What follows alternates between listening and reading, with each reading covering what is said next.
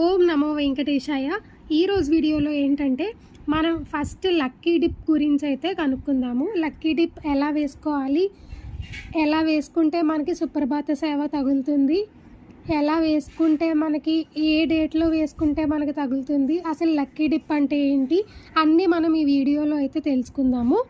So first of all వచ్చేసి మీకు lucky dip తెలిసిన వాళ్ళు ఉంటే ఓకే, తెలియని వాళ్ళకి చెప్తున్నాను.